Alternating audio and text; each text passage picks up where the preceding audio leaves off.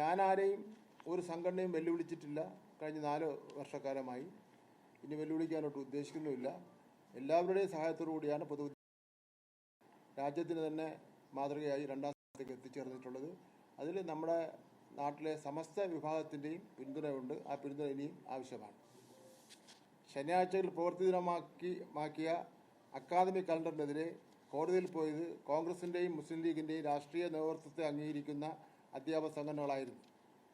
മുസ്ലിം ലീഗും കോൺഗ്രസും അതിന് അനുകൂലമായ നിലപാടും എടുത്തിരുന്നു. ടൈം ടേബിൾ പരിഷ്കരിച്ചത് മദ്രസ വിദ്യാഭ്യാസത്തിന് വിഘാതം സൃഷ്ടിക്കുന്നു എന്ന വാദം ഉന്നയിക്കുന്നവർ 2014 UDF ഭരണകാലത്ത് ലബ കമ്മിറ്റി റിപ്പോർട്ടിൻ്റെ അടിസ്ഥാനത്തിൽ ഹയർ സെക്കൻഡറിയിൽ 5 വർക്കിംഗ് ഡേ ആക്കി കുറച്ചപ്പോൾ ക്ലാസ് തുടങ്ങുന്നത് രാവിലെ 9:30 എന്നത് 9 ആക്കിയും വൈകുന്നേരം 4 മണി എന്നത് 4:30 മാറ്റി. അതായത് രാവിലെയും വൈകുന്നേരവും അരമണിക്കൂർ വീതം വർദ്ധിപ്പിച്ചു. അന്നൊന്നും ആർക്കും ഒരു പരാതിയില്ല.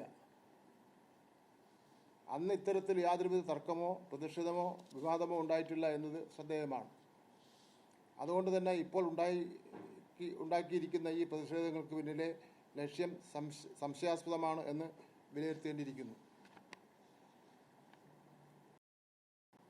അപ്പം അതുകൊണ്ട് തന്നെ ഞാനിവിടെ ഈ പറഞ്ഞ കാര്യങ്ങൾ ഏത് സംഘടനയുടെ മുന്നിലും ബോധ്യപ്പെടുത്തുവാൻ തയ്യാറാണ്.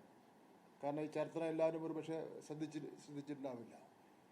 എല്ലാവരും ധരിച്ചിരിക്കുന്ന 1 മുതൽ 10 വരെയുള്ള ക്ലാസ്സുകളിലത്തേക്കുള്ള കാര്യങ്ങളാണ് ധരിച്ചിരിക്കുന്നത്. 8, 9, 10 ക്ലാസ്സിലത്തേക്കുള്ളതാണ്. അപ്പം അതുകൊണ്ട് പിന്നെ അതൊരു കാര്യം.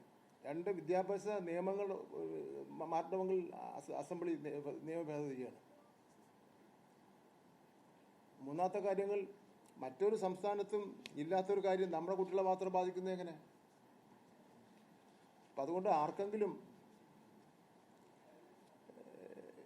സംശയങ്ങളുണ്ടെങ്കിൽ ആ സംശയങ്ങൾ ദൂരീകരിച്ചു കൊടുക്കുന്നതിന് വേണ്ടി ബാധ്യതപ്പെട്ടതാണല്ലോ ഗവൺമെൻറ്. പത്രങ്ങളിലൂടെ പറയുന്നു.